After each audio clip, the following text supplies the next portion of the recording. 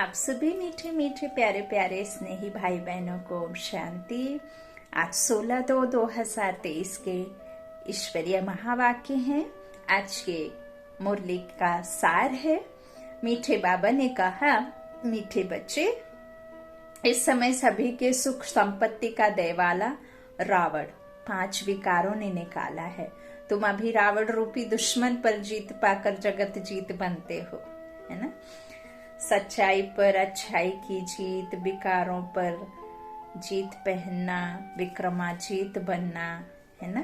इसे ही तो निराकार राम आकर के हमें इस दुश्मन से छुड़ाते हैं ना। अभी तो सभी सीताएं हैं जो रावण की गिरफ्त में हैं, है ना। अभी शोक वाटिका है, सबको दुख है, अशांति है। तो यह दिवाला कोई ईश्वर ने थोड़ी निकाला है। कहते हैं दुख सुख दोनों देने वाला वही है ना। तो बाबा कहते हैं मैं थोड़े ना दुख दूंगा, मैं तो सुख देकर जाता हूँ। तुमको तो रावण रूपी दुश्मन ने दुखी बनाया है, तो अब उससे मैं ही जीत दिलाने आया हूँ। तो जीत पहनने के लिए तुमको, कर्मातीत अवस्था को पाने के लिए तुमको मेरी श्रीमत पर चलना होगा, है ना। अच्छा, प्रश्न है मुरली का, ड्रामा के किस राज को जानने के कारण तुम बच्चों के ख्यालात बड़े ऊंचे रहते हैं। उत्तर में बाबा ने कहा, तुम जानते हो ड्रामा अनुसार ऑटोमेटिक प्रभाव निकलता जाएगा। बाबा प्रत्यक्ष होंगे बच्चों के द्वारा, है ना। हम बाबा कहते हैं ना, मुझे प्रेम से प्यार से प्रत्यक्ष करो। आत्मिक स्नेह होगा। ईश्वरीय परिवार के बच्चे, विश्व एक परिवार, है ना। गॉडली स्टूडेंट हम बच्चे।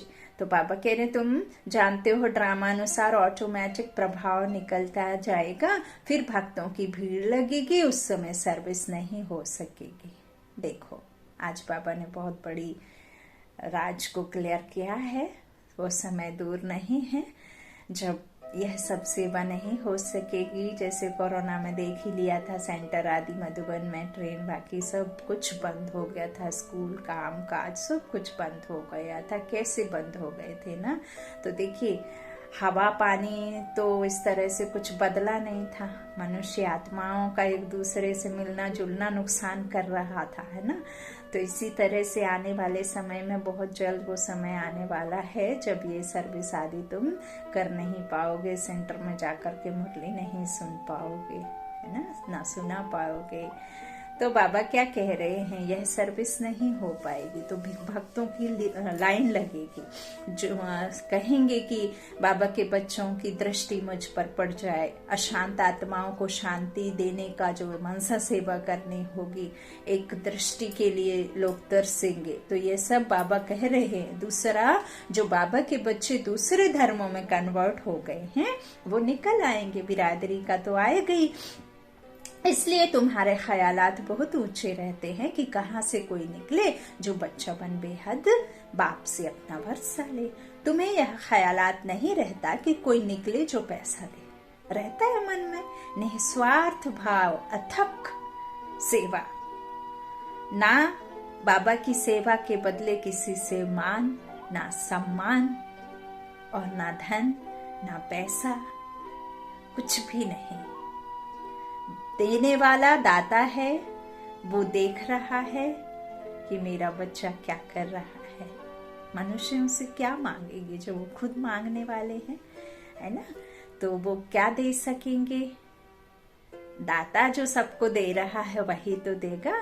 तो बाबा कहते हैं तुम्हें यह ख्यालात नहीं रहता है कि कोई निकले जो पैसा दे, लेकिन शिव बाबा पढ़ाते हैं यह निश्चय बैठे और बाबा से वर्षा लेने के लिए भागे। देखो, गीत ले लो दुआएं माँ बाप की, ना, बेहद के माँ बाप की दुआएं ले लो। ओम शांति। सेवा को सर्विस भी कहते हैं। ये ईश्वरीय सर्विस है। पहले माता पिता सेवा करते हैं। अब देखो, प्रैक्टिकल में कह रहे हैं ना, अभी से ही सभी कायदे कानून परम पिता परमात्मा आकर स्थापन करते हैं। तुम बच्चे आते हो, मम्मा बाबा कहते हो, तो मम्मा बाबा भी तुम्हारी सेवा करते हैं ना। हद के माँ बाप भी बच्चों की सेवा करते हैं। माँ बाप गुरु वह सब है लौकिक, यह है पारलौकिक। लौकिक को तो सब जानते हैं, बरोबर बाप जन्म देते हैं, टीचर पढ़ाते हैं अर्थात शिक्षा देते हैं, फिर वानप्रस्थ अवस्था में गुरु किया जाता है ना। यह रस्म रिवाज कब से शुरू हुई? अभी से ही यह आरंभ होती है। बाबा क्या कह रहे हैं? यह सब अभी के हैं। अभी सभी मनुष्य आत्माओं की वानप्रस्थ अवस्था है। सभी को गुरु मिले तो सदगति हो। अभी सब दुर्गति में है, तो अभी समय है। बाबा कहते हैं जहां बाप भी चाहिए, माँ भी चाहिए, टीचर भी चाहिए, सतगुरु भी चाहिए, और यहाँ परम शिक्षक, परम सतगुरु, परम बाप है ना, वो है यहाँ एक में ही तीन। तो बाप की तो बाबा कहते हैं कि सतगुरु भी चाहिए, वो वानप्रस्थ अवस्था में चाहिए होता है, गुरु किया जाता है। यह रस्म रिवाज अभी से आरंभ होती है। इस समय ही सतगुरु आते हैं, समझाते हैं मैं तुम्हारा बाप भी हूँ, सर्वात्माओं का बाप है ना, टीचर भी हूँ, जो आकर के आदि मध्य अंत का, चारों युगों का राज समझाते हैं, हमारे कर्म का हमें राज समझाते हैं, हमें देवता बनाते हैं, देवता बनाने का रास्ता, और हमें सतयुग का मार्ग दिखाते हैं, है ना। स्वर्ण दुनिया का राज्य अभिषेक देते हैं, उसके लिए पढ़ाई पढ़ाते हैं, और सतगुरु जो सदगति देता है। तो यही ऊंचते ऊंच बाप का ऊंचते ऊंच ज्ञान है, जिसके बिना मनुष्य आत्माओं की सदगति नहीं है ना, मुक्ति, जीवन मुक्ति नहीं है। तो यह सब बात बाप समझाते हैं।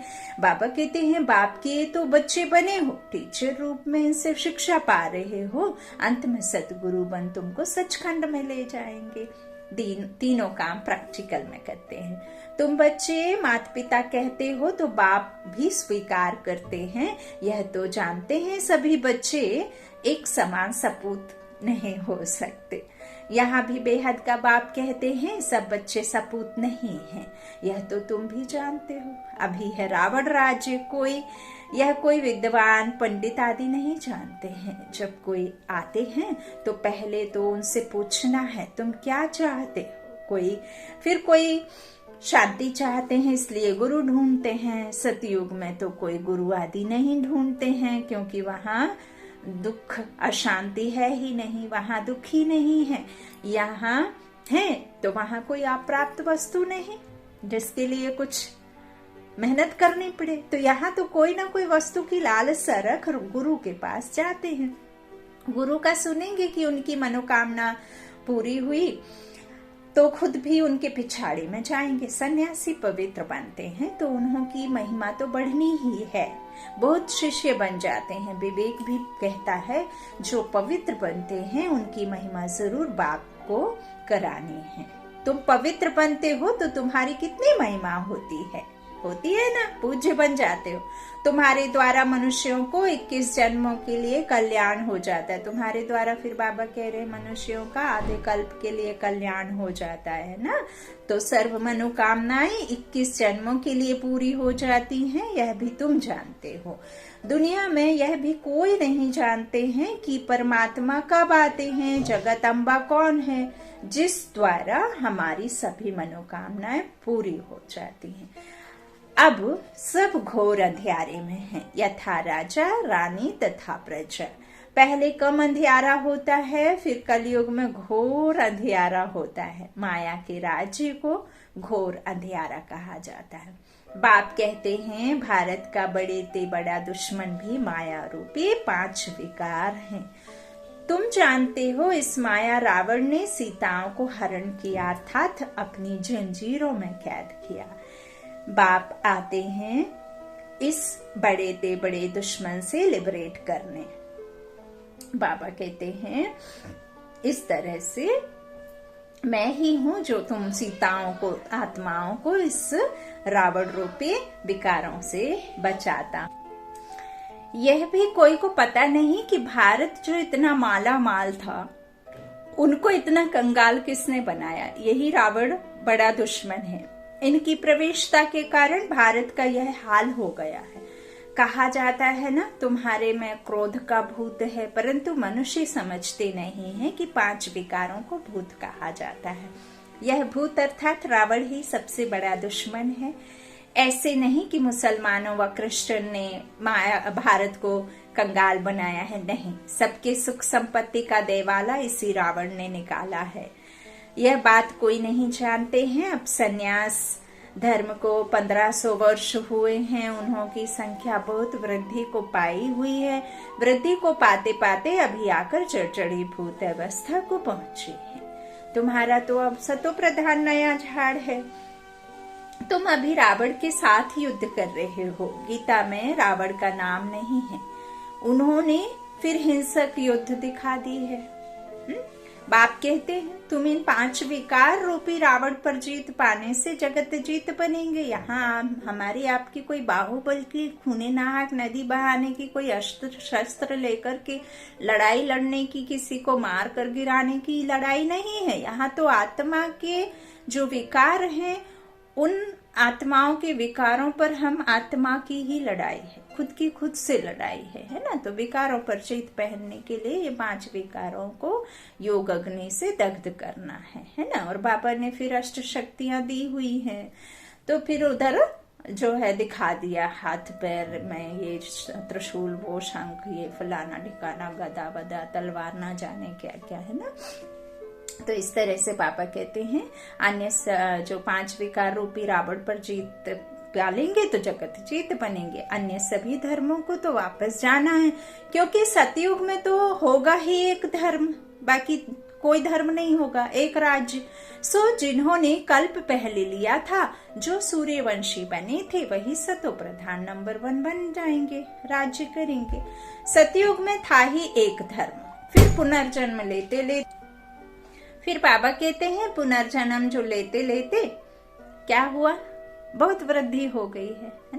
तो जैसे अन्य धर्मों में भी अनेक प्रकार की वृद्धि हो गई है, वैसे इसमें भी ब्रह्म समाजी, आर्य समाजी, सन्यासी आदि कितने हैं, वंडर है तो सभी भारतवासी एक आदि सनातन देवी देवता धर्म के नाम। एक टांग टूटी है, बाकी सब टांगे हैं, तो सिजरा तो ऊपर से वही चला आता है ना। भारत खंड है सचखंड, जहाँ बाप आकर देवी देवता धर्म में ट्रांसफर करते हैं, यह तुम जानते हो। पहले 7 रोज भट्टी में रख शूद्र से ब्राह्मण बनाना पड़ता है, और ब्राह्मण कोई पहनना ओढ़ना, सात्विक भोजन कर लेना, सफेदी धारण कर लेना नहीं। वो तो ठीक है बाबा कहते हैं, लेकिन आपको जो आत्मा के अवगुण हैं उन्हें छोड़ना है, विकारों को छोड़ना है। चैतन्य आत्मा, शरीरी आत्मा है ना। तो ब्राह्मण बनना माना ब्रह्मचर्य, कौन सा ब्रह्मचर्य, 5 विकारों का है ना। तो इस तरह से बाबा कहते हैं कि यह सब शूद्र से ब्राह्मण बनाते हैं 7 रोज की भट्टी में, जब तुम पकते हो। बाबा आते हैं ना 7 रोज के कोर्स में समझाते हैं। तो सन्यासियों को तो वैराग्य आता है, जो जंगल में चले जाते हैं, उन्हों का रास्ता ही अलग है। घर बार छोड़ जाते हैं, उन्हों को कोई तकलीफ नहीं है। हाँ, मनसा में तो संकल्प आएंगे, कहीं भी रहो है ना। काम विकार से तो छूट ही जाते हैं, बाकी क्रोध आता है। और कितना क्रोध, पहले भी जो संत ऋषि महात्मा परशुराम आदि जो भी दिखाते हैं, उनका यदि भंग हो जाए है ना, जो वो करते थे बैठ के, और यदि उनका योग भंग हो जाए तो वो श्राप दे देते थे है ना। पानी छिड़ते थे, छोड़ते थे और बोलते थे मैं तुम्हें श्राप देता हूँ, तुमने मेरे भंग डाला है ना। मैं तो उस परमात्मा के उसमें बैठा हुआ था, लीन था है ना। कितना क्रोध में आकर के कैसे श्रापित कर देते थे, कर्ष बोलते ना, वो दे देते थे। तो इस तरह से बाबा कहते हैं मनसा में संकल्प ना आए ये तो नहीं है ना, काम विकार से छूट जाते हैं, बाकी क्रोध आता है। उनमें भी नंबरवार तो होते हैं ना, कोई उत्तम, कोई मध्यम, कोई कनिष्ठ, कोई तो एकदम डर्टी भी होते हैं। सतयुग में भी भल सुखी तो सब होते हैं, परंतु नंबरवार मर्तबा तो है ना, वहां भी तो नौकर चाकर होंगे ना, मर्तबे तो नीचे ऊपर हैं। राजाओं महलों में काम करेंगे, फिर राजाओं महलों में काम करने वालों के भी नौकर चाकर होंगे। तो इस तरह से बाबा कहते हैं कि वहां भी मर्तबे हैं, जैसी पढ़ाई पढ़ोगे वैसे जाओगे। तो सूर्यवंशी राजा रानी प्रजा, चंद्रवंशी राजा रानी प्रजा, उत्तम मध्यम कनिष्ठ तो होते हैं, यह सभी धर्मों में होते हैं।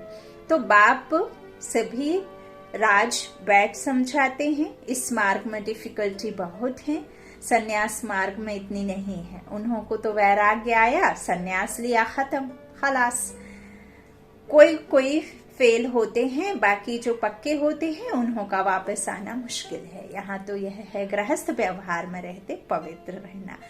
बाप समझाते हैं बहादुर वह जो दोनों इकट्ठे रहो और बीच में ज्ञान योग की तलवार हो। देखो, ऐसे एक कहानी भी है कि उसने कहा कि घड़ा भल सिर पर रखो, परंतु तेरा अंग मेरे अंग से ना लगे, अर्थात विकार की भावना ना हो। देखा, तो बाबा कहते हैं उन्होंने फिर शरीर समझ लिया है, बात सारी विकार की है, अर्थात नग्न नहीं होना है, काम अग्नि में जलना नहीं है। बड़ी मंजिल है तो प्राप्ति भी बहुत बड़ी है। सन्यासी पवित्र बनते हैं तो उन्हों को भी कितनी प्राप्ति है। बड़े बड़े महामंडलेश्वर बन बैठे हैं, महलों में रहते हैं, बहुत लोग जाकर पैसा रखते हैं, चरण धोकर पीते हैं, है ना, भगवान समझ बैठे हैं, बहुत महिमा होती है। परंतु नंबर 1 महिमा है ईश्वर की। वही स्वर्ग का रचयिता है, वहां माया का नाम निशान नहीं रहता है। सन्यासी भी यह नहीं समझते हैं कि 5 विकार हैं, सिर्फ पवित्र रहते हैं। उन्हों का ड्रामा में यही पार्ट है। उन्हों का है ही हठ योग संन्यास, तुम्हारा है राजयोग संन्यास। वह राजयोग तो सिखला ना सके, वह है शंकराचार्य, यह है शिवाचार्य। तुम भी परिचय देते हो, हमको भगवान आकर पढ़ाते हैं, वह तो जरूर स्वर्ग का मालिक बनाएगा, नरक का तो नहीं बनाएंगे। वह रचता ही स्वर्ग का है। तो गृहस्थ में रहकर पवित्र रहना, इसमें ही मेहनत है। कन्याओं को शादी भी कर रहने नहीं देते हैं। आगे विकार के लिए शादी करते थे, अब विकारी शादी कैंसिल कर ज्ञान चिता पर बैठ पवित्र जोड़ा बनते हैं। देखो, तो अपनी जांच करनी होती है कि माया कहाँ चलाए, मान तो नहीं करती है ना। मन में तूफान तो नहीं आते हैं, भल मन में संकल्प आते हो, परंतु कर्मेंद्रियों से विकर्म कभी नहीं करना। भाई बहन समझते हैं, समझने से, ज्ञान चिता पर रहने से काम अग्नि नहीं लगेगी। और भाई बहन कैसे समझेंगे जब हम एक पिता की आपस में ब्रह्म कुमारी कहलाते हैं ना, तो परमात्मा के बच्चे, और यहाँ फिर भाई बहन। तो बाबा कहते फिर ज्ञान चिता पर रहने से काम अग्नि नहीं लगेगी। आग अगर लगी तो अधोगति को पालेंगे। यूं तो सारी दुनिया भाई बहन है ना, परंतु जब बाप आते हैं तो हम उनके बनते हैं। अभी तुम प्रैक्टिकल में ब्रह्मा मुख वंशावली हो, तुम्हारा यादगार भी यहाँ है, अधर कुमारी का मंदिर भी है ना, जो काम चिता से उतर ज्ञान चिता पर बैठते हैं अधर कुमारी के मंदिर में। तो यहाँ बाबा उसका यथार्थ हमें राज समझा रहे हैं। उनको अधर कुमारी कहा जाता है। तुम सन्यासियों को भी समझा सकते हो, बाकी कोई से फालतू माथा नहीं मारना चाहिए, डिबेट करना नहीं है किसी से। पात्र जिज्ञासु होगा वह तो अकेला आकर प्रेम से समझेगा। कई हंसी उड़ाने के लिए भी आते हैं, इसलिए नब्ज देख ऐसी दवाई देनी चाहिए। बाप ने कहा है पात्र को दान देना है। आजकल दुनिया बहुत खराब है। सन्यासी लोग तो कफनी पहन लेते हैं और जाकर अलग रहते हैं, कुछ ना कुछ मिल जाता है, मजे से खाते पीते रहते हैं। आजकल उन्हों का प्रभाव है ना, तुम्हारे में भी जो अच्छी सर्विस करते हैं तो उन्हों की महिमा से औरों की भी महिमा निकल पड़ती है। जो बच्चे अच्छी सर्विस करते हैं तो सब कहेंगे इनको माँ बाप भी ऐसे होंगे, है ना, इनके माँ बाप भी ऐसे होंगे, कहते हैं ना।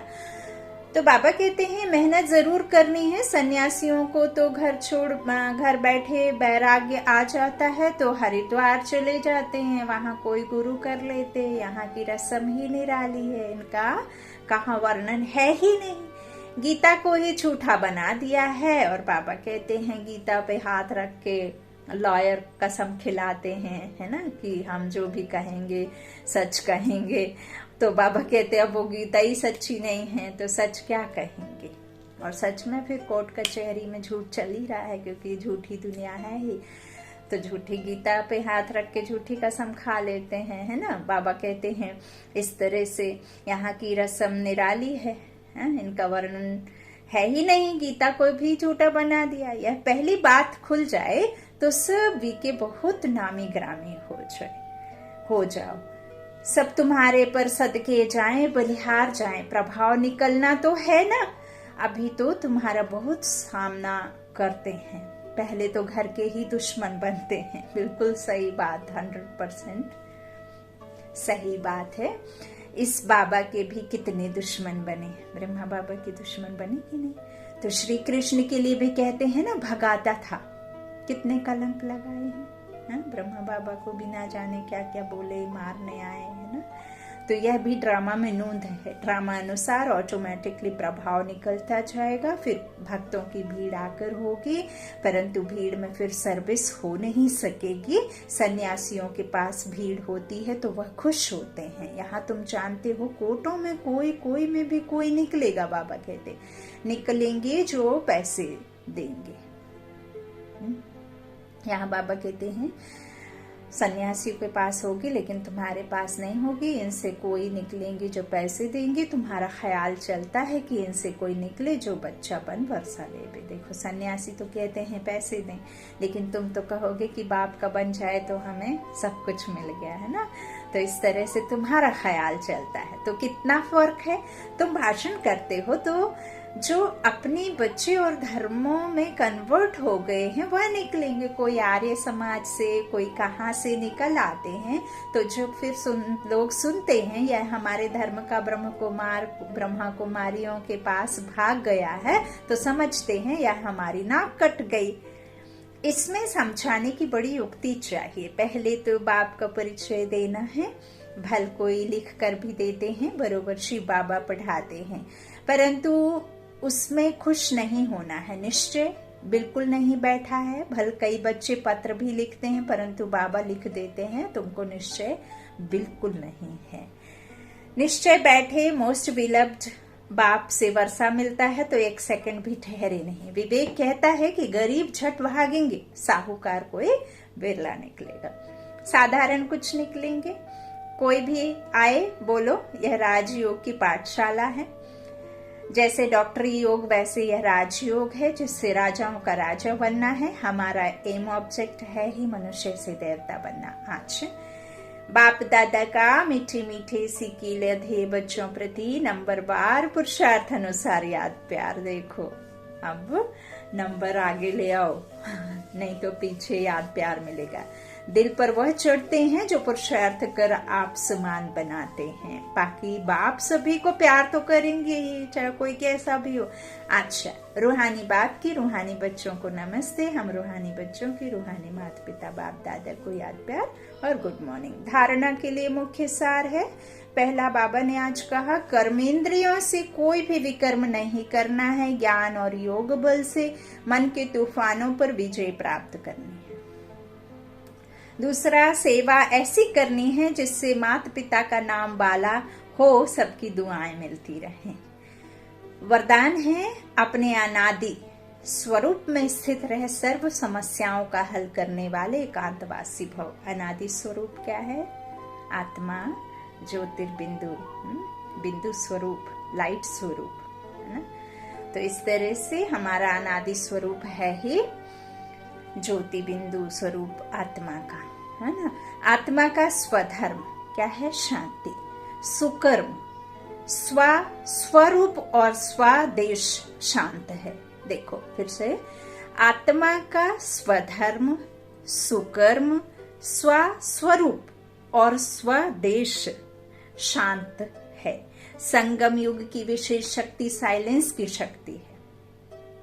कितना बाबा ने मीठा वरदान दिया। आपका अनादि लक्षण है शांत स्वरूप रहना और सर्व को शांति देना। इसी साइलेंस की शक्ति में विश्व की सर्व समस्याओं का हल समाया हुआ है। शांत स्वरूप आत्मा एकांतवासी होने के कारण सदा एकाग्र रहती है और एकाग्रता से परखने व निर्णय करने की शक्ति प्राप्त होती है, जो व्यवहार व परमार्थ दोनों ही सर्व समस्याओं का सहज समाधान है। स्लोगन: अपनी दृष्टि और अपनी वृत्ति और स्मृति की शक्ति से शांति का अनुभव कराना ही महादानी बनना है।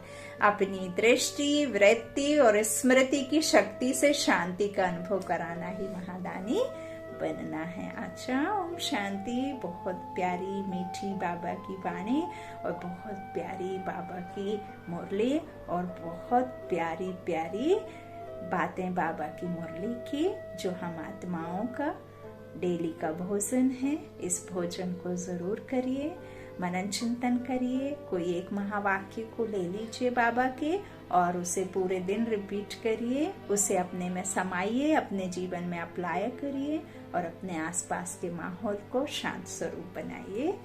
अच्छा, ओम शांति। शुक्रिया शुक्रिया।